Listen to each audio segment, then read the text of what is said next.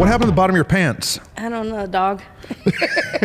I don't know, dog. It's stupid. It's like an old man would say. All right. Did you pay extra for those rips in the bottom of your jeans? I had a guy come up to me. I got finished preaching, and this is back in the Matlock building.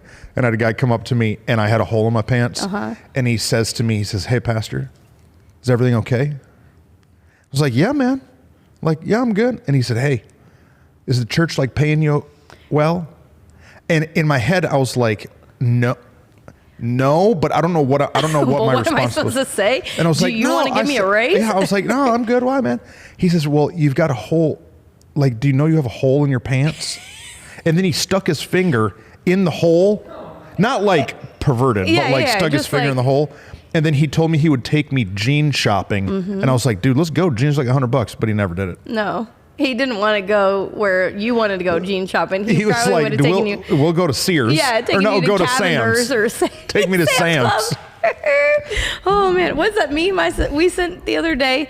I don't know. When you buy your clothes at the grocery store, you've 100% given up as a human. And Rachel said, we were like, dang it, Rachel. She said, I buy them sometimes. But Sam's is at Costco. You got Costco. It's not that bad. Yeah. But what's up, everybody? How'd your car turn out?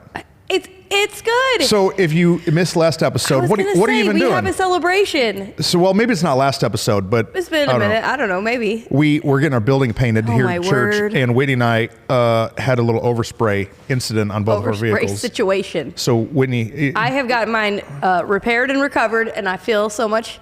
I was nervous. What's it going to look like? Yeah, it looks okay now. Yeah, I mean, it's got a couple little things I'm still going to fix, but not related to. It's okay. I have not yet taken mine. My truck is straight Overspray City. You still got to get it. Yeah, you got to take it in. That's okay. The holidays got in the way and the busyness of life. and I treat cars like shoes a little bit, and so I've got rid of all of my transportation except this one. Yeah. And so if I take it somewhere, that means I literally don't have wheels. Oh, you could drive a church van. Oh yeah, I could. We got some of our staff to be doing that every once in a while. I'm like, why is so and so driving the church van? Oh, their car's in the shop. I was like, okay. Your kids right now are being homeschooled, but if they were not, supposedly, stop. Rachel's doing a great job. Just kidding. They're being homeschooled, but if they were not, the greatest thing you could do is take your kids to school in a church van, because Lily's like the perfect age to be totally humiliated that you've done that. Oh, have we told the Easton story? I don't know. Have we told it? Yeah, he said we have. So when 7 years ago, I just desperately wanted us to have a work truck. Yeah. For the church, and so I bought an old like a '92 F-150. Like little red. I bought it for $700. Yeah. I sold it for $1,200. Come on, somebody. Like 2 years later. Good steward. There it is. But this thing was beat. Yeah. It was beat. It was like literally a farm truck. And Aaron had his car in the shop or something. Yes. And he drove Easton and McKinley to school one day. They were thrilled. They loved it. And so he did the extra double honk and the loud, like, hey, have a great day. I love you so much. It was one of those trucks that like all the door handles were broke off. You had to roll the window down and let yourself out. It was tough. Well, started from the bottom. Now we're here. That's right. Now we got a work truck and some vans. I don't know what that other truck is called. The Kodiak. The Kodiak. Yeah, that was a Impulse. We needed another work truck. Absolutely. But I went a little over the top. Yeah, a little over the top. Hey, you paid what you would have paid for a regular truck. Oh, dude, I got it. It's only got 50,000 miles. You got a great deal. Kodiak 4500. A steal of a deal. With a flatbed. Yeah, I don't know anything, but I'm just like, yes, I agree. We call it the tow pig. Should we put a picture in? Whoosh. Easton loves. He's like, let me write it down. Tow pig. Okay. Today, welcome to the Tug of More. Welcome, guys. We are just a conversation. Yep. Between two friends. Two friends that have, our families have been friends for 12 years. It's crazy. And we work day to day together in ministry. And so our context of leadership and life is through the lens of ministry and the Bible. Yep. And so we talk about all kinds of stuff. All kind of things. We get a little transparent. Yeah. I think so. Super transparent. You say words here you would never say on a Sunday or at church. I actually, oddly enough, say some words here I don't even say in my regular life. Like I said pissed. Oh yeah, you did. Last episode. But and not like I was pissed, like I was mad. You said it as it was the actual action. Yeah, if I said if you got one foot in the future and one foot in the past, then you're just pissing on the future. Yeah. That's not a state. I'd never say that word. No, but here hey, it's tug of war. That's Get right. over it. We get real and vulnerable and raw about the tension and the fight between where we are and where we know we're called to be. That's and right. Everyone who's on the tug team, that's what we all feel, is this like pull towards something more, something greater, something that we're not yet at. We're learning to be content where we are. That was a good conversation. I listened to that's a couple episodes ago. Yeah. Our contentment conversation. I got convicted of my own wisdom. Yeah, it was good, right? I was like, we were blowing our own minds. I was while like, we were talking. dang, how do I remember this? Yeah. All the time. How do I need to just go listen to my own podcast. Yeah, again. So that's good. I've went back and listened to some, and I'm like, man, I'm full of it. You're full of it? No, because like you know it, but you're not living it out. Yeah. You're not doing it every minute, every day, trying to drive that deeper. That's part of the tug, is like taking all that we know, taking it into where we're going, but then being cool with where we are right now. So today, we're following up on a conversation we started last time. Dude, holy guacamole. We literally had almost an hour conversation talking about hurt and trauma and navigating a phrase that has gotten coined lately as church hurt. But basically people in the church that have hurt you, or working in a church and being hurt, whatever that looks like. And we were in this long conversation. We had been there for about an hour, and we thought that was just going to be a short 10-minute beginning, but it ended up being the whole podcast. So now we're going to continue the conversation today. Okay, so you know me, I like to do the quick recap. You'd like to do the recap. So the quick recap is God has this very difficult job of working with broken people. Right. And so every pastor, everybody in ministry, they got ish. They all got ish. They got stuff. They have situations. They're broken.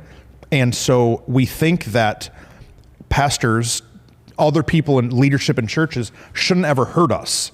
But the truth is that they're hurt, broken people too. They got pride and ego and fear and insecurity and rage and anger and sin. Well, and what's that phrase we've heard? If you don't heal from what hurt you, then you'll bleed on people who didn't cut you, right? And what we found a lot is that a lot of people in the church, because they were hurt in church, they have a harder time admitting, oh, I was hurt, and then actually healing from it well. Right. And so then what happens is just a cycle of bleeding on people who didn't cut you. And it's a perpetual cycle that we see, and we're like, God help us. How can we fix it? Yeah. And then last week, I felt a little cheesy doing it, but we had a moment in the podcast where we gave like an apology to people and said like, hey, even though we might not have been the pastors or leaders that hurt you, maybe we have. Yeah. We're sorry. Right. And so like, you may never get a sorry from them, but we're sorry that you had to walk through that. I didn't think it was cheesy at all. I thought it was very authentic, because something we've learned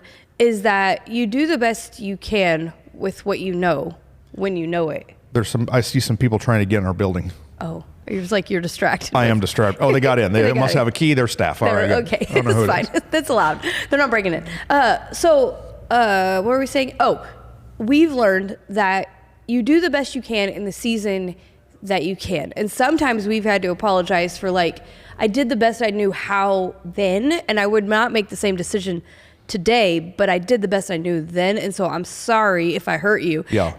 And I thought it was really authentic to do that, because sometimes people don't even realize they have caused hurt. They don't even realize there is pain. But man, it's not our intention as people, followers of Jesus, to hurt people. It's not our heart. Not our heart. But often it happens. It happens because we're just people. Yeah. And I really appreciated the part that we talked about how there's moments in my life that now with some perspective, I realize that some of the hurt I brought on myself. Yeah. Because I stayed, or because I was chasing the wrong thing. And by chasing the wrong thing, I put myself in positions to become hurt. And so when you can really swallow, like maybe a little of it might be somewhere on you. Like maybe God had been speaking some stuff and you didn't listen. Yeah. But we unpacked all that. I don't want to get into it again. Our own fear or insecurity kept us from speaking up. Like there's all kinds of ways that we could possibly have our own part in it.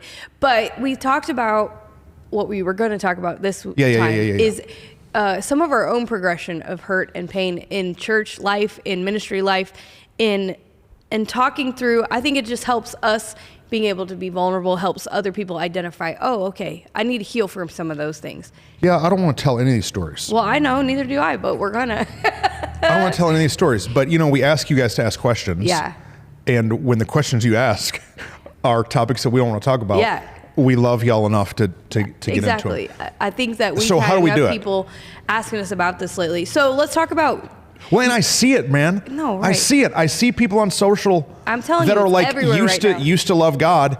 And Golly. it's not just that they left a church. Right. They've ejected from their relationship with God. And it breaks my heart, which that says that you had a relationship with a pastor, not a relationship with God. Right. So careful, Yeah. current church attending Christian Right. is like, are you and God tight, or are you and your pastor? Or they ejected Tight. from their church when their community, something happened in it, like maybe the people they were friends with, and then it's like, were Yeah. you in a relationship with a community, not God? Were you in a relationship Ay, with Dios mío. Spanish, I don't the know what it friend means. group that you thought you were cool in? Like Yeah. it's like it could be a pastor, it can be a people, it can be a whole group that, and it can be from big things to small things. And so I think it's worth talking about because though we've endured a lot of hurt in the church, you and I still believe that it's the hope of the world, that the church, Yes. the local church is the hope of the world. Yeah. And though it's God uses imperfect people, it's still what God is using today to help connect people to God. And Yeah. so let's talk about some of our earliest things. Because you and I grew up, we always joke, we grew up in the same church, just on different sides of the country. Yeah, Michigan Very and Oklahoma. Very similar. Texas's hat. Yes, Texas hat. Very in the Murderman. The Murderman. Very We're both similar. winter. We're both pieces of winter attire. Hey, we are. A hat and some mitten. Yeah, that's true. Yeah, similar churches. Similar churches, different sides of the country. All the time, we'll be like, "Did you guys do this in growing up?" And I'm like, "Yeah, yes." Yeah. Like the pie auction. We had the pie. We just ate pie on the podcast a couple minutes ago. So, let's talk about that. What is some of your earliest memories of? Man, a bunch. I had this week, Lillian had I'm dodging your question, but No, I'm it's not. fine, go. Lillian had a choir recital thing this week for her co-op. For her homeschool. And so Titus is there hanging out, Yeah. and he's reading a book or something. And so he gets up to go and say hi to one of his friends who's singing in the choir. And there's another boy who's a year or two older in the choir who looks at Titus and he says, "Get out of here. We don't want you over here. You're not in the choir." Oh. And Titus, he's tenderhearted. Yeah. Big old frown, big crocodile tears. Comes and walks back to us. And I was, my initial reaction was like, where's this kid's dad? Yeah, let me go fight him. Because you're going to die in the parking lot. O'Doyle rules. Yeah, O'Doyle rules. So stupid. And so, but Your whole man. family's going but down. that has nothing to do with the church. Right. Just proximity of people causes hurt. Okay. But he was in a church when it happened. Yeah. And I think that so many of our memories as kids, for me, I have so many small. I remember one time my parents were pastors of a church. They were putting together in that season, back in the day, you'd do whatever job needed to be done. So they were helping in the young married group, and they did this event, and it was in the fellowship hall. And I was a young kid, but helping in the nursery area, I was a helper. And so they asked me to go get something out of the fridge. Well, I go into the fridge and I flip the light on, because I'm a kid. And this man yells at me how dare you turn the light on? I can't believe, don't you know they're having an event in the other room and they might see the light? And I was like, I'm just trying to help. But I can remember it as a little kid being oh, I didn't do a good job helping at the church, which wasn't true. Right. But the association of where I was and the context of this man being a leader in the church made me feel oh, God might be mad at me. It made me feel these feelings as a little guy that if we're not able to identify as adults, we might cause pain and heartache and pain. Okay, go back to what you're saying. Answer my question that you dodged. No, I Just think kidding. that there's just, what I'm saying is there's hurt associated with wherever you go. 100%. So if you and I never went to church, right, but we went to the roller skating rink and karate, yes, people would have hurt our feelings there. Absolutely. That's where I get the church hurt phrase is just association of being in the church, but people are just going to hurt people are just going to hurt other people. That's what Right. life is. Right. Yeah. Man, I remember in the kind of denomination that we grew up in, Yeah. associated with we're Assemblies of God Church. Yeah. And they had this event that they would do every year called Fine Arts. Oh, man. And so Fine Arts is like a It's like a Jesus talent show. it's a Jesus talent show. This is the greatest description ever. It's a Jesus talent show, and so you have all these things that you try to do. You sing, or you do a human video, Yeah. or which is like a skit to music, Yeah. or a short sermon. It's very weird So if you would you're preach not a associated with it. sermon for only 5 minutes. Yeah, only 5 minutes based on the same topic. And so that they like tell you. legit, like Simon and Paula and Randy, I know there's probably new judges. Oh my word. But yeah. like just like American Right, Idol, just like it. there's 3 judges with Yep. pieces of paper, and you go in and you're critiqued on how you performed. how you do it. Yeah. And so, man, I remember. And how So you every performed. year we would do this, and I would do short sermon and a couple other things, and there was this wall where they would post the winners, the top 10. post the rankings. Oh, And yeah. so you would go and look at that wall, and everybody's name's on it. And you would see where you ranked and if you were advancing to the next round. And we jokingly called it the wailing wall. Oh. Because people Yeah. would walk up, see that they didn't advance, and literally, I mean, they're like a bunch of 14-year-olds. Right. And literally like break down emotionally in front of this Your wall. whole life for the last 3 weeks has been based around this moment. Yeah. Right. And Right. so for me, I have always been a talker. Yeah. And a little like, big personality. Yeah. And so when I would do short sermon, I would always advance to the next round, Yeah. and then make it to the like deeper rounds. But I never won. Yeah. And I always lost for 4 years in a row. I lost to the guy who's in charge. He's called the DYD. He had a daughter who was my age. I could say their name right now. Let's not. I'm not gonna. She won first place every year, which meant that she got a scholarship to a Bible college for 4 years. And I lost every year to this girl. Isn't that a little bit of a conflict of interest? Yeah, and it's the reason I don't believe in women in ministry. Right. Hey, if there was ever a turn in my life for me to hate preacher women, I could call her name out. Oh, I'm glad that you, And that you let it go. man, it hurt. It Yeah. hurt that like I'm giving my absolute best. Yeah. Everybody around me saying it's going well. Yeah. We needed scholarship money. Right. And like just because it was some conflict of interest, there's some trickery happening. What is it? Insider trading.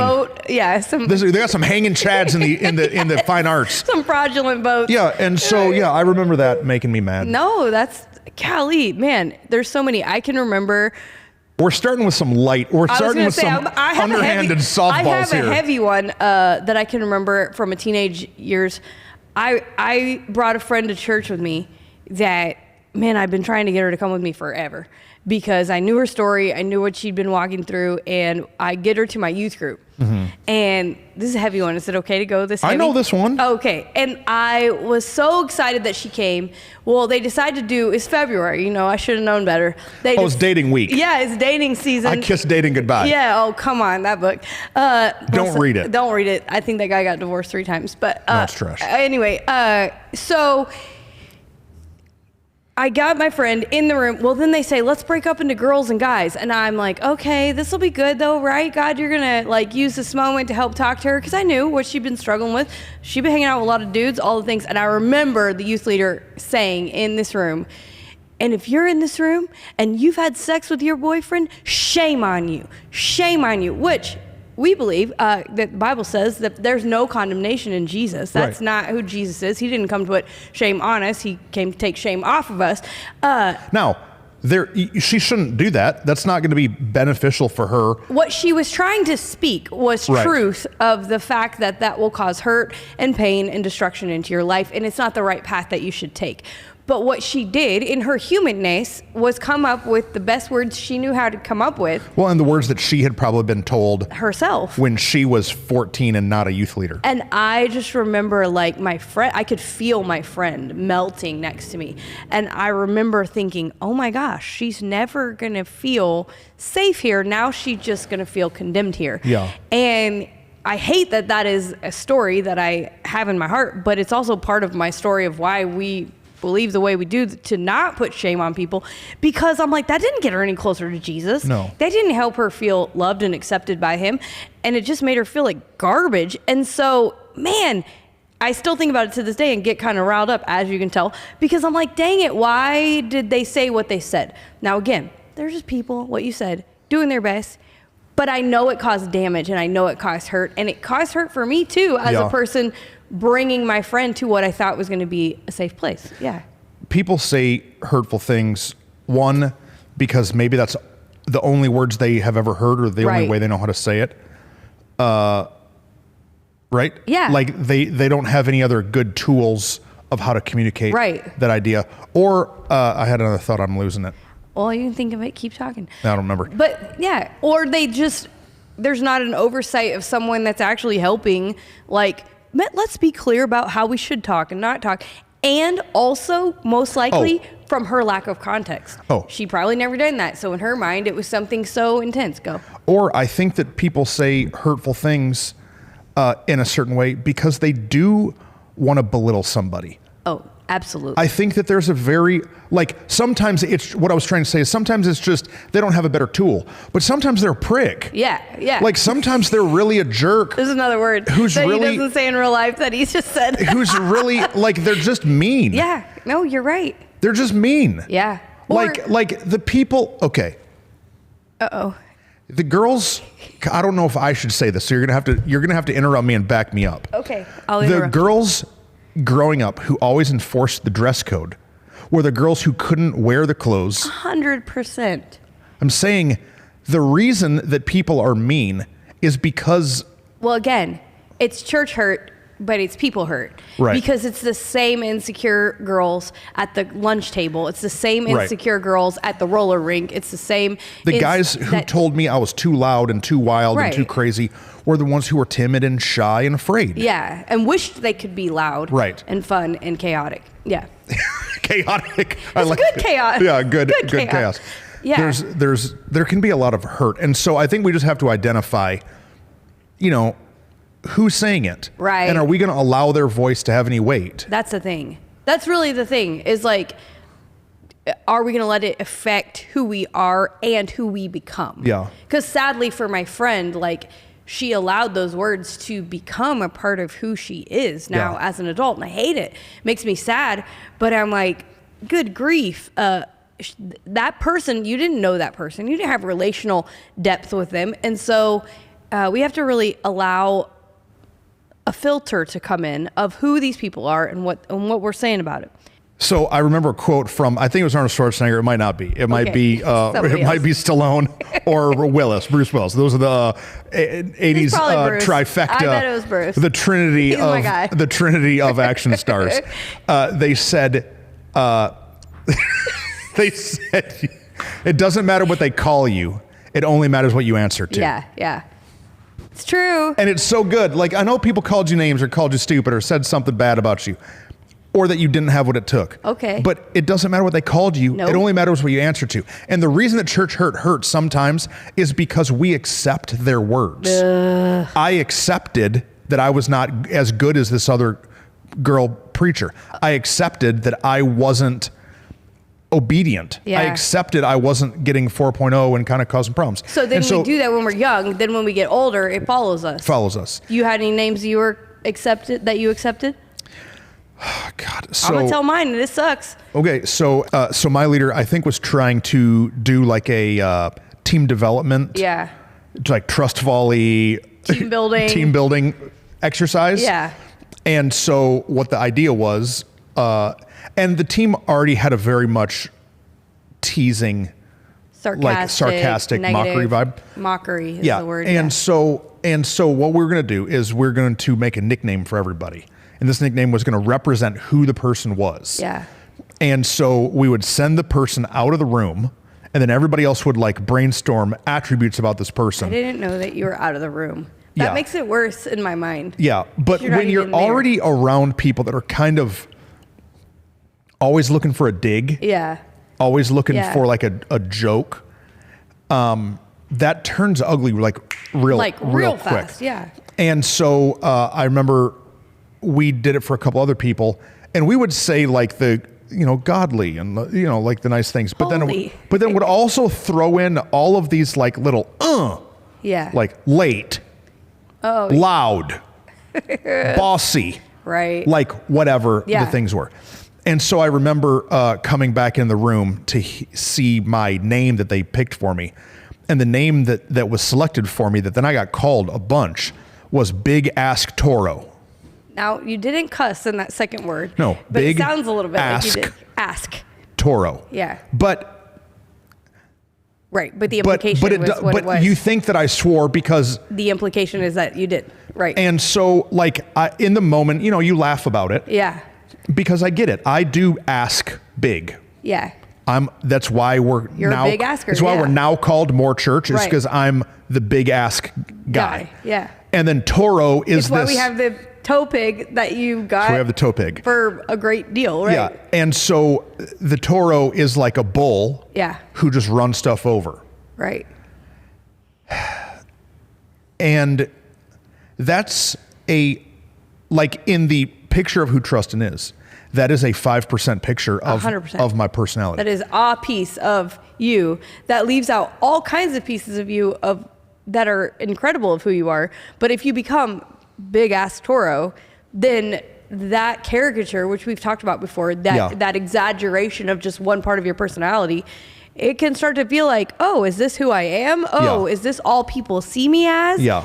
And you can start to answer to that and just be the guy who is a bull in a china cabinet, knocking people over to get what he wants. That's what it implies, which is not who you are. Right. And I think that as I look back over those years of my life, there was just a lot of conversation and discussion within a team that was too jokey and sarcastic.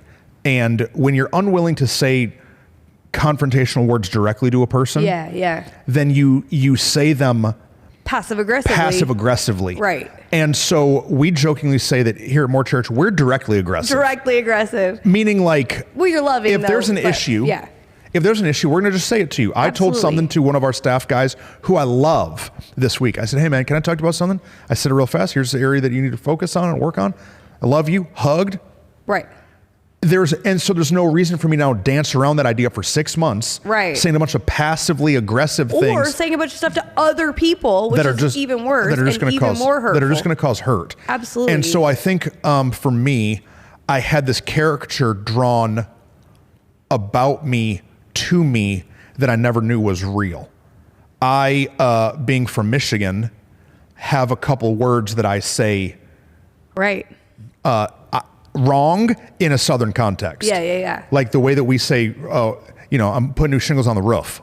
Yeah. Well, I understand that roof is what the sound of a dog makes, and that the word is roof. I understand the word is roof. I've got a bunch of those. Yeah. I would say if I was telling a story, I'd say all of a sudden. Yeah. Instead of all of a sudden. Right. I've got a bunch of those things. It's the same way that here in Texas we say y'all. It's a similar. And I'm not a great speller. Yeah. I don't think I'm a horrible speller, but I'm not a fantastic speller. It's really more that you have a lot of words to get out quickly, and so when you're writing them, it's that you just don't take the time to decide how to spell them. Right, because if I try, I can. Yeah. But while I'm writing them on a whiteboard, the end of the word turns into a scribble. Yeah. And so I think that some of these personality pieces got shifted into conversation in a mockery vibe that created insecurity. Yeah. And meant was hurtful. Yeah.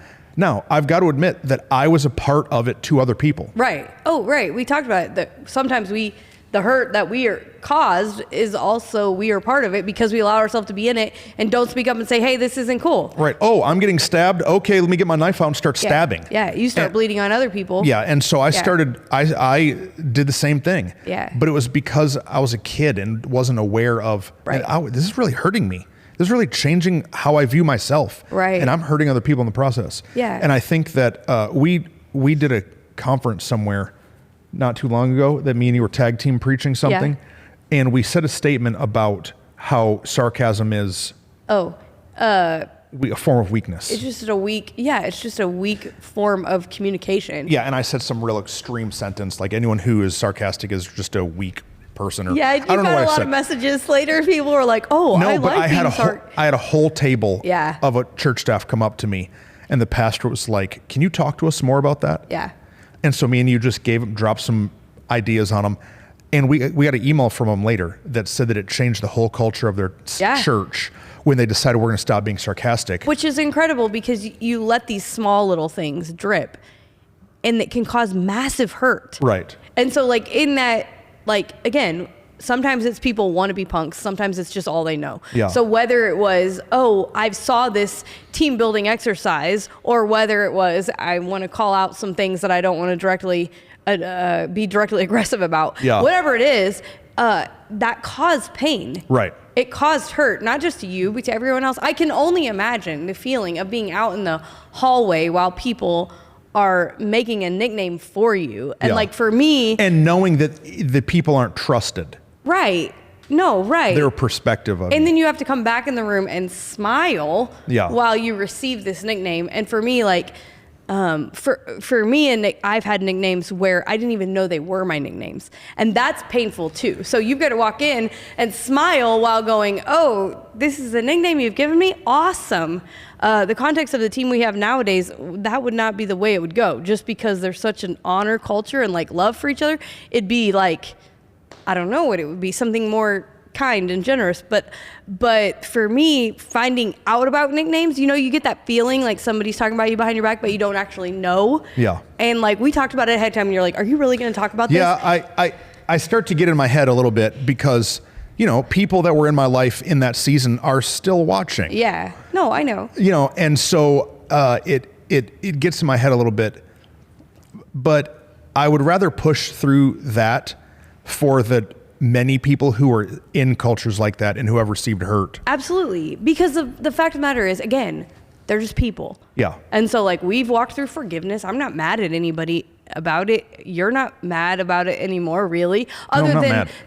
You're not, other than because the, I've like, built an empathy list. Exactly. We just don't want that hurt to get on other people. That's our only like reason for even having the conversation is like, we have to allow ourselves to go, oh, because what could have happened is you and I could have taken the hurt that we endured in seasons. And then when we became the leaders, put that same hurt on the people we were leading. Yeah. And we decided we're not going to do that. What? No, okay, go. Okay, go. I was going to say, I'm coming back to it. So for seasons, I knew there's this buzz about me, Well, you were me. still a volunteer. You and Aaron were volunteers, but like key volunteers and helping me with tons of stuff. And very connected. And I knew, and I would have these like, again, passive aggressive statements said at me, but I didn't really understand, like, what are you trying to say? You're saying words you're not saying. But later finding out, oh, there's actually a nickname that you have that was completely,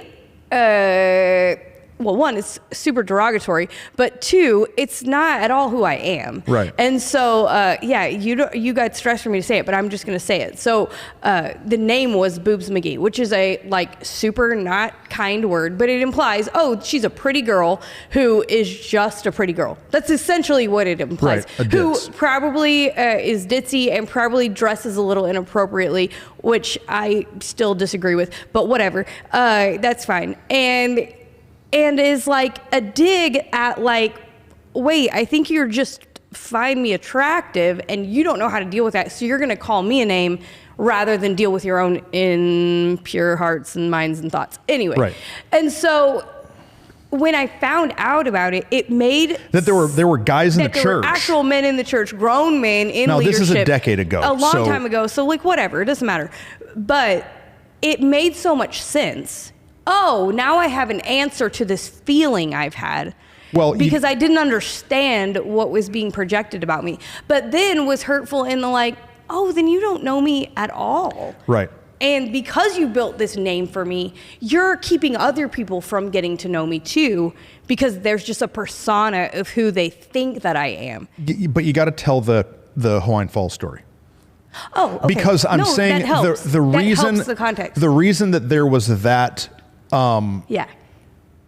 culture allowed is because of. No, that's good. I'm glad you said that. So this is when? This is like 2011. 11, yeah. It's a long time ago. Literally 11 years ago, probably, right? So over a decade ago. Yeah. So But hurt from 11 years ago is still hurtful.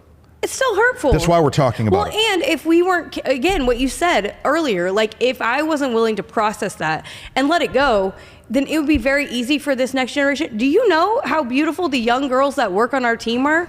Like Bailey, Brady, Destiny, all these girls that work on our team are beautiful. And any others?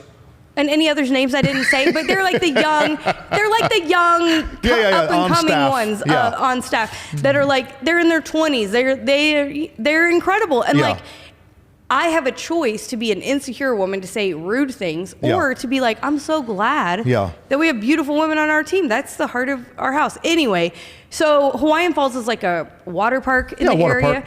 And so as a church, we're a new church. We don't have a building. We're literally a church plant. And so I don't remember what we did it for, just in a hangout event or maybe a Sunday night. It was a kids thing. I think it was a kids thing. Or a kids thing. I don't know. We did an event where we all, hey, come to Hawaiian Falls.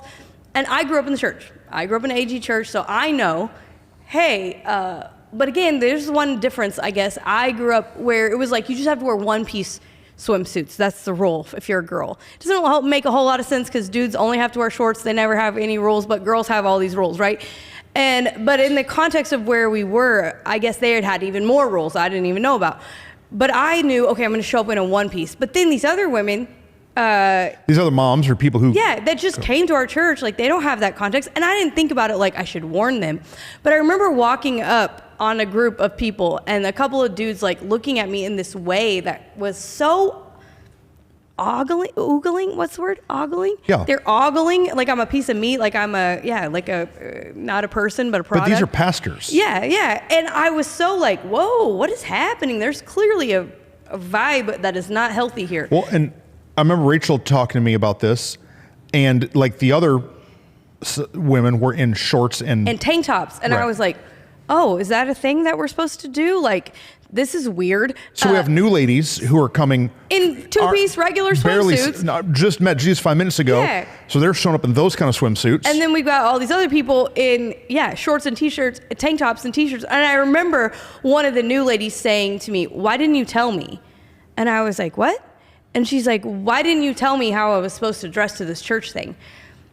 And I was like, well, honestly, I didn't know it was going to be like this. Like, I thought, oh, a one-piece swimsuit is going to be fine. And like, who cares if you're wearing a two? I'll wear a two-piece all the time. Just usually to a church event, I would wear a one-piece. Again, silly. And the modest is hottest and all those things. I'm not trying to say, like, everyone chill out. But, It was such a negative... that was the beginning of a personality that was being placed on you that wasn't you. Yeah, it was you're so not weird. You're not a slut. No. Or a whore. Or don't dress inappropriately. Or use my body as a tool to get somewhere. It was such a weird, like, wait, what? To understand, oh, that's what's being projected about me. I think you just... got insecure of the fact that I just showed up and was comfortable being myself. And it took me a minute to like, because one of my deepest like trauma and insecurities is to be misunderstood. And so I felt deeply misunderstood and very hurt by people who I thought I was deeply connected to. But then had to realize that that was not about me, that was about them. And like, I think that's something that we as people have to recognize. Okay, they don't know my trauma. They don't know that I, fear being deeply misunderstood. And so I could have made that a bigger scenario in my own hurt if I would have not been able to have empathy and understanding to say, it's not their fault that I so care about being represented by myself. Well, that's my own issue. And they're just punks and oh well. Like... So, yeah. Go, yeah. No, it's true. Yeah, I don't know. To me, I just can see where people will take things that are they're hurt. They didn't mean it that deeply, but I could have made it even deeper. Right. Because they're just being silly. It doesn't matter what they call you. It only matters what you answer to. You know, it doesn't matter whether you've been called Big Ass Toro or Boobs McGee or anything in between. Right. Don't believe it about yourself. It doesn't matter what they call you. It only matters what you answer to. It only matters what you answer to. So good. What you view yourself as. And I think that a lot of the hurt in me is that I started to view myself as what I was being called. Right. No, I remember. Because when you're young, Yeah. you start to, oh man, these people, they love God, they're preaching, they're doing great things for, maybe they're right, maybe I'm stupid. You mentioned even the spelling thing. I remember working together, like one of the first few weeks that we were working together, I was like writing on the whiteboard, and then all of a sudden you're like, here, I'll write something, and you like grabbed the pen, and you kind of like froze for a second, and I was like, bro, what's wrong? Like, what's up? And you're like, sorry, I just got real insecure to write in front of you because I'm probably not going to spell well, and I'm probably not, and I was like, what? But recognizing that hurt will trickle into your life if you don't look at it, identify it, deal with it, and not let yourself answer to that. Because now we'll write on the whiteboard together all day long. It doesn't matter. It doesn't matter. And you might spell it wrong, and I might spell it wrong. Who cares? Yeah. But it was only because we were willing to talk about it, identify it, and not answer to it anymore. Well, not answer to it. Because people just point out things that they don't like. And so the people that were pointing out my lack of winning spelling bees. Right. I was not pointing out their inability to make friends. Right.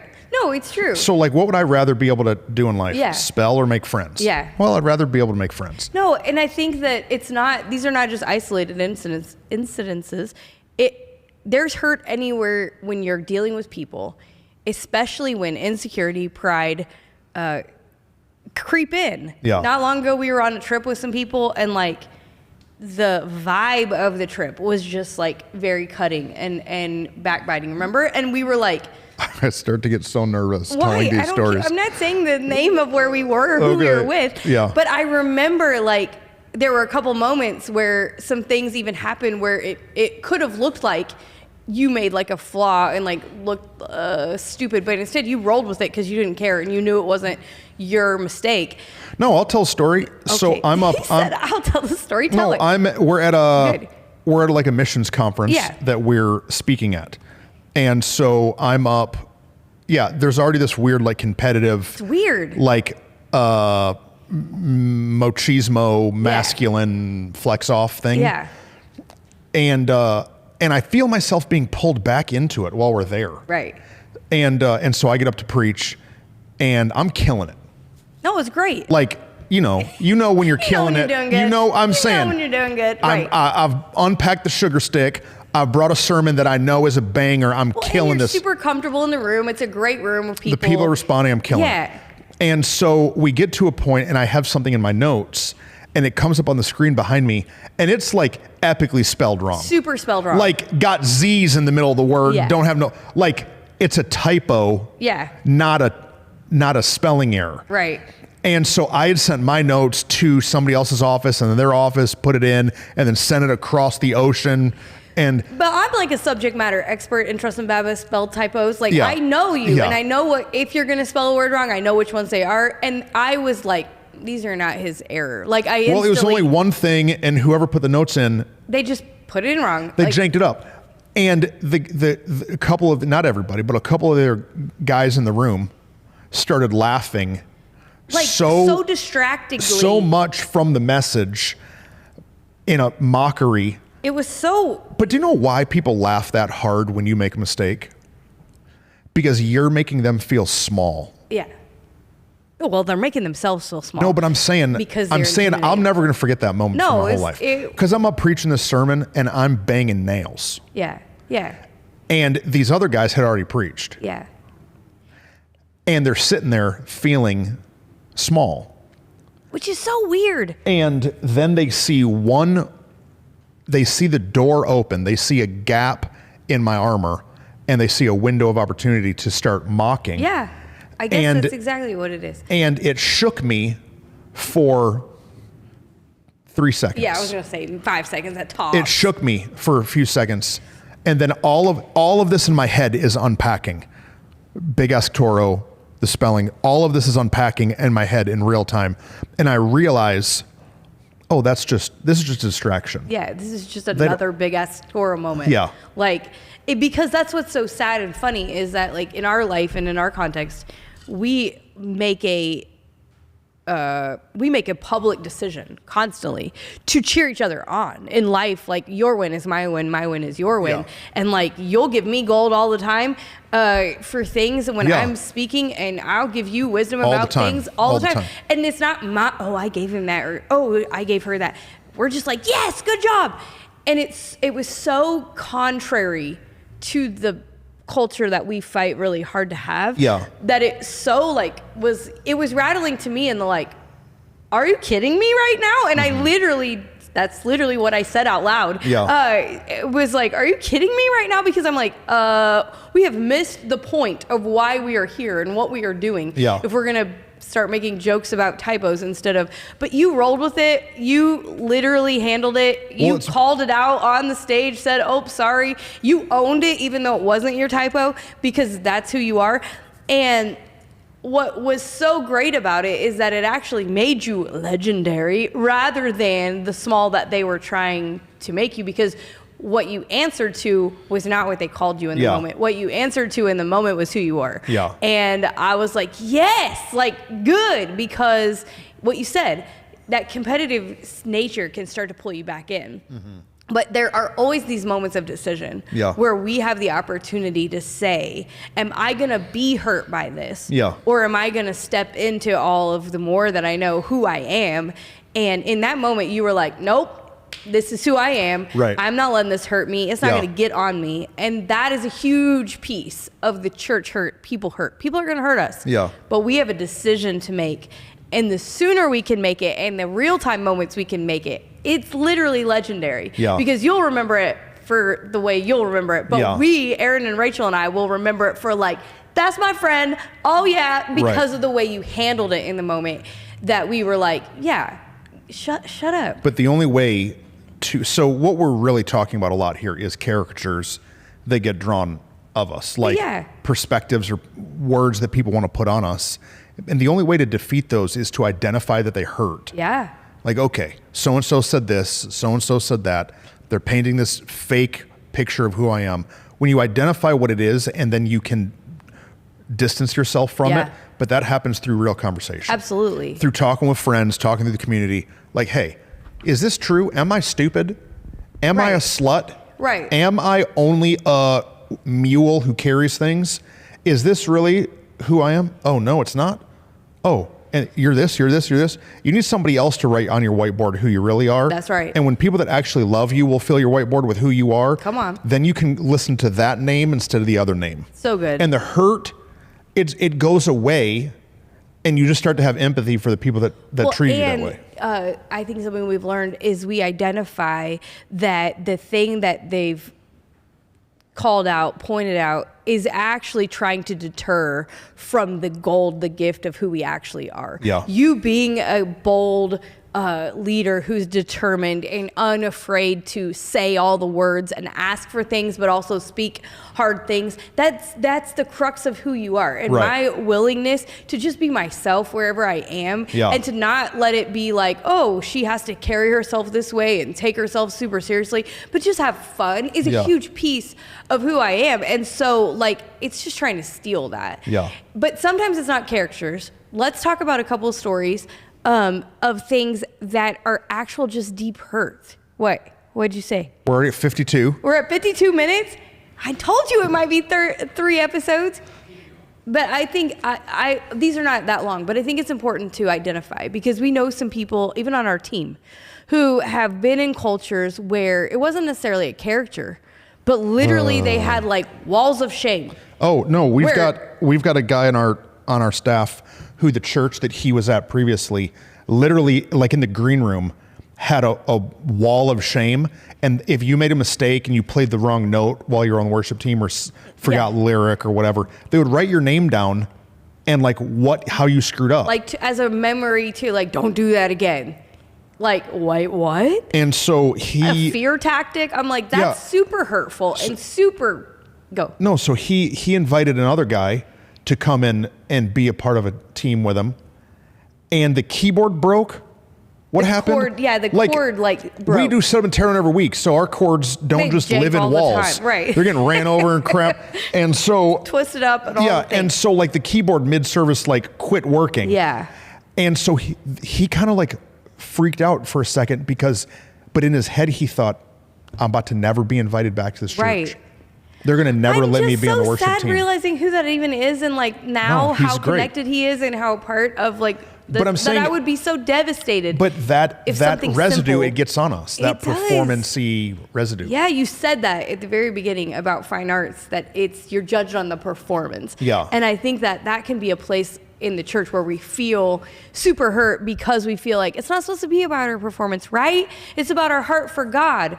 But then because we're an organization looking for good talent, good performance, then people unintentionally hurt people by declaring this certain level of performance must exist at all times, always. And I'm like, I bet it didn't start that way. I bet that church didn't mean to get all the way to a wall of shame. Right. I bet it started with, hey, we want to up our performance level. Hey, we want to have a level of excellence. But either someone was a punk along the way or passive aggressive, and so they decided to do this weird thing that turned into a super hurtful tool. Yeah, culture, it shifts. Yes. And you've got to keep a rein on the culture, Right. or you can quickly become negative and ugly and gross. And we have another person on our team. I don't know if I'm allowed to tell the story, but I'm going to. Well, can I say one with that Yeah. one? So I was on staff at a great big church, mega church, and was on the mic on a Sunday doing prayer challenge. And the lead pastor, he called me over on Sunday morning. This was my first time on the mic. This, just for the screens of this church are like the size of a basketball floor, the screens. You have to put makeup on before. I never wore makeup other than Halloween in my whole life. And now I'm sitting there getting makeup put on me before I go on stage to do the prayer challenge. And the lead pastor pulls me aside. He says, all right, Truston, here's what you need to do. It's like 15 minutes before I'm on. Here's what you need to do. When you're talking, you need to spend 80% of your time in the camera, 20% of your time talking to the people. And me and you are going to sit down with the rest of the staff tomorrow, and we're going to watch how you do, and we're going to see if you're allowed to be on the mic again. That was not beneficial. No, not at all. Here's what would have been beneficial on Thursday. Yeah. To say, hey, man, super excited that you're here and trust your voice as a pastor in this house. And so, you know what I want to do? I want to ask you to do prayer challenge. And man, there's some different things about being in a room this size. You want to spend some time focused in the camera and then sometimes focused into talking to the room. And dude, I think you're going to do great. I heard you preach here. I heard this. Dude, you're going to do incredible. You're super natural in conversation. So just be natural. Just have fun with it. And then after, me and you can talk about it and see how you felt and see if there's any areas you think you could grow in. Right. Maybe you have some questions for me because, man, I want to develop you as a leader. Right. Which one's better? We're going to put makeup on you, give you 15 minutes of head time, and then we're going to decide if you're allowed on the mic again. Right. And I'm like, I think that in the church, sometimes we just don't think about how our words are going to make someone else feel. Absolutely. Maturity is being able to put yourself in somebody else's shoes. 100%. So my dad told me all the time. And so maybe your leaders were not mature enough Absolutely. to put themselves in your shoes as a follower. Golly. Well, now if you're a leader, try to put yourself in their shoes. Right. I want to give our communicators as much on-ramp as they can. Absolutely. I don't ever want somebody, Pastor Tim's preaching in a couple weeks, and he's known For months. for months. Right. Why? Because that's better for him. Absolutely. And guess what? If Pastor Tim gets up and kills it, which I know he's gonna, knocks it out of the freaking park, do you know what that's gonna do? Be good for the church. Absolutely. And if it's good for the church, it's good for me. Right. And the kingdom of God. We should all want the people around us to win. Right. But I think you said it before. It's about feeling small and wanting to feel big in a moment. And so people tend to do things to make themselves feel big. And right, good job. Yeah, he felt really big in that moment, but guess what? I only stayed there for 2 years and left. Yeah. Well, and I left because I don't want to follow you. And he clearly felt big to a 25-year-old kid? That's what I'm saying. Like, what an absurd thing. You clearly don't feel big in your regular adult life. Right. Like, and so it's sad, but I think that can happen. We have somebody else who was basically bartered in a competition from one staff. This story is not even, this story, I believe it. I believe it because it's true. But I can't believe it. But literally was on staff with somebody, and somebody else that they knew in ministry was like this person is killer. And so they were wanting them to be on their team. They were like, I want to get them. Can I get them? I want to, steal them from you, essentially. And basically said, if you win, they went golfing. These two pastors went golfing. If you win this golf game, I'll let you have her. Which she's a human person, not a object to be traded in a bartered golf game. But yet, excuse me. But yet, in this golf game, that's what happened. He won. And so then he went to her and said, hey, I told them that you'd come on their staff.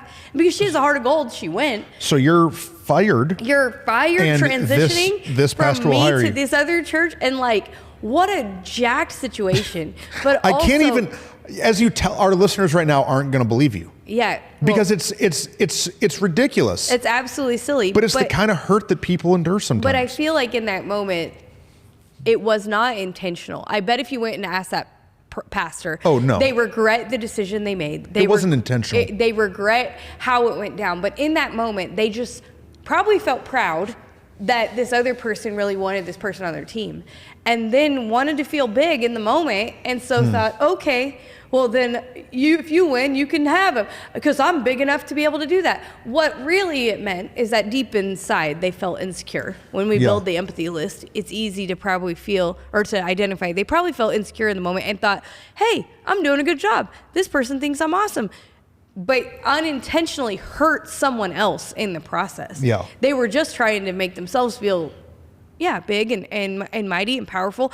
And yet they don't realize the hurt that it causes. And I think that's the part, whether it's caricatures or whether it's just decisions we make that are kind of painful to other people. In the moment, because we're people, we don't realize the ripple effect of what our decisions are going to cause. Yeah. And so for those who have been hurt, I'm sorry. That sucks. I'm super sorry. Yeah. But identify that they were people, and sadly they just didn't consider the hurt it would cause you. Yeah. And that was not because not even because they didn't love you, just because they weren't being considerate of, hey, my decision is going to have a ripple effect. Yeah. And so we can allow it to really hurt us and hinder our lives, or we can let it go, have empathy, and move forward. There's just so much hurt, and that hurt causes us to make decisions that then end up hurting us worse. Right. And I know so many people that have left their calling because of some hurt in a church. Yeah. They're not doing the thing that they felt called and gifted and equipped to and went to college to do and know it's what God has for them. And now they're just selling insurance or doing whatever, just doing some other job because there was some hurt. I think that there can be so many veins. There's spiritual abuse too. Yeah. There's the spiritual abuse of, explain that for if somebody is not connected to the church the way we are, because it can happen in a business too. You can have business hurt. So as a pastor, you carry a certain amount of weight in your voice. Yeah. But then on top of that, there's this gift. So biblically, there's gifts of discernment, prophecy, and people operate in different levels of gifts. And I can think of, we've got some people in our church right now that, as volunteers, that were a part of a church that was like high prophecy. Yeah. Sometimes the danger is that the man of God, the pastor. I was waiting for you to say that phrase. The man of God. The man of God. The man of God. Is that there can be an abuse of power that when you operate as a prophet, you can start to think that every word you say is God. Right. Everything that you think is from the throne room of heaven, when some of it's just your idea or your ego, or you don't actually know what you're doing. And what happens is people are the collateral damage of pastors that carry themselves too high. Right. Like, I'm not Moses. Like, Moses was the leader of the people into the wilderness. Yeah. Moses went up on the temple and came down with his face glowing. Yeah. I don't have that. Right. Like, Jesus came down on the cross, forgive us of our sins.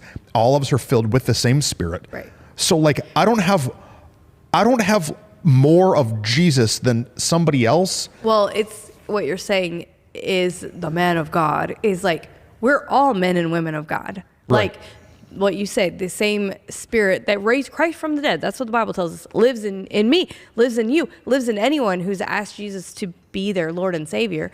And yet it gets, the Bible also tells us to show honor where honor is due.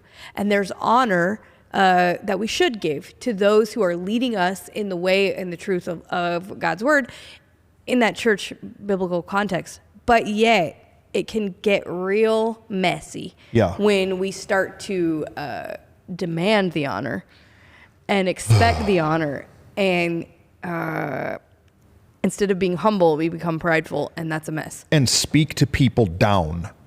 Yeah. Speak to people like our words are in parallel with the Bible and that they must do what I say. And there's a difference between like, when I was young, I moved a lot of furniture and set up chairs and moved trailers and all the things. Right. But there were certain people that I was working for, pastors, that were super kind and super cool and really honoring and like thankful for me. But then there were others that were just jerks and treated me like a tractor. Right. Yeah. That's a piece of some spiritual abuse. Absolutely. I think there's spiritual abuse that's like super deep and you get into the like rape and like sexual misconduct. Misconduct, financial abuse where we're taking money out of people to give.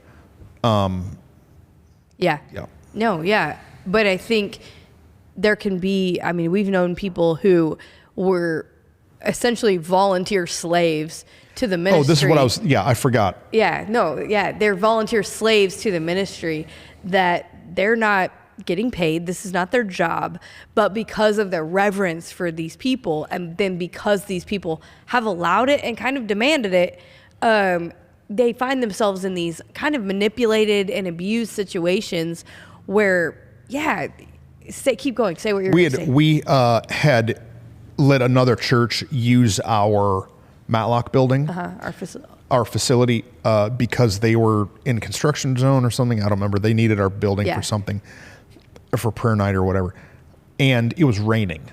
And so I got there to like unlock the building and like greet the people. And I'm like pseudo friends with the pastor. Yeah. Like acquaintances. Like maybe what a step above acquaintances. Yeah. And so I'm there to greet him, and it's raining outside. And I'm standing in the lobby and I see this guy standing in a parking spot in the rain, just standing there. And so the first thing I'm like, is this dude okay? Is this dude drunk? Like, right.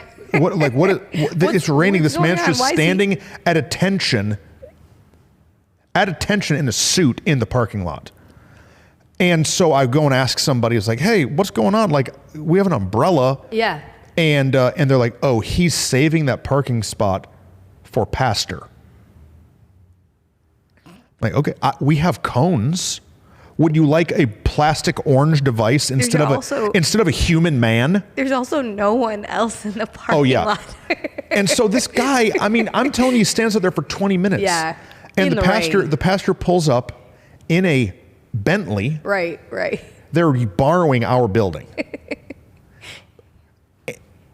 And pulls up, the man moves out of the way, pastor gets out, comes into the building, and I'm shocked, because there's a thing about what you said, reverence and respect and honor, and like, man, our people honor us. Yes. Our people honor me. So I think of Billy Lovell. Billy Lovell this week came and hugged me and gave me a thank you that I don't even think I deserve. This made me feel honored. Yeah. But I don't want anybody to have to stand in the rain to save my parking spot. Right. No. When there's 100 others open. Right. And I think that sometimes people have experienced hurt in those type of cultures because they've been abused. There's this this thing that it's almost like they're lucky to be near me. Careful. Yeah. That's true, kind of. Right. Like right now, we've got some young guys on our team, and I think that, man, they're in a great position. They're fortunate to be able to be in and close and learning, but not in the way like, I'm going to abuse you. Right. And you're lucky to get it. No, right. That's spiritual manipulation. Absolutely. So I think that the reason we're sharing all these things is because maybe somebody's experienced it. Yeah. And they felt like, well, maybe the church is not a trustworthy place. Maybe God is not a trustworthy God. And the truth of the matter is that people are people and God is God. Only God is God. Jesus is the only perfect man who came to earth and lived a sinless life. But people are going to hurt you. And so let's not allow our humanness, the humanness we've experienced, to get on Jesus and paint a bad picture of who he is. And then if you've been hurt, let's talk about it. Let's allow yourself to actually be open about it. And the goal of talking about it is not to air the dirty laundry. Right. Our goal is not to say, these people hurt us. Here's the rude thing that happened. It's to explain, here's what happened, but here's how we can move forward. Here's what happens. Right. It's still happening. It can happen to you. It's happened to me. You're not alone in it. You're not unique to it. But then let's move forward from it so we don't keep doing it. We just celebrated Aaron's birthday. Yeah. And what you're saying makes me think we went out and invited a bunch of different people to the birthday party, and there was this family that came that is out of a church that there was a lot of that kind of hurt, and they're in the process that you're talking about of like how to get out of that hurt, and they said to us, "Man, we were just shocked that we got invited. Yeah, we thought we were at the other place. We've only just been musicians. Play, sit over in the corner, don't be a distraction, and leave." Yeah. And it made my heart hurt for them because I don't know their whole story, but I know a lot of it just from that. From that context right there. Yeah. Yeah. No, it's true. Any last thoughts of what we I mean, should I've got 50 more stories that I could tell. Well, maybe we can, I don't know, maybe we can hold on to them for the next time or another day or another moment. Yeah. But I think this was at least a good start of unpacking. And so maybe you have questions, maybe we've opened some doors, and maybe opened some wounds that maybe you haven't talked about or been willing to think about for a while. And, I think you said the word honor, and I think sometimes honor is the reason why we're afraid to even talk about why we've been hurt. I'm having an even hard time filming this one. I know. Yeah. Me too. But my heart for it is that people would know that God is a good God, and that if you've been hurt in the church, you should try again. And if people have hurt you, go to them and try to repair it. And then if it doesn't work, find some new people. And choose the right correction. Don't oversteer. If you see something in the freeway and you got to dodge it, if you oversteer, you can flip your car and die. Yeah. And I think what happens is people have some church hurt and then they overcorrect and they leave the church. Not just maybe you need to leave the church. Right. Maybe you need to leave that church, but not leave the church. Right. Or those people. You need to leave those people, not all people. Yeah. You need to leave where you worship there, but not God. Yeah. Don't overcorrect. And so, man, if you maybe that's you and it's speaking to you, or maybe you have some friends, call them. Right. Call them and say, "Hey, I'm sorry that happened. I love you." But don't overcorrect. Help people not eject from the call that God has in their life. Absolutely. Super good. No, we love y'all. And again, we care and want you to learn from our mistakes, learn from what we've walked through. And then if you have more questions, share it, send it to a friend, post it, all the things. We didn't even get into the stories that I really wanted to tell. Well, we can do another episode. Dude, it's heavy stuff. Love you guys. See ya.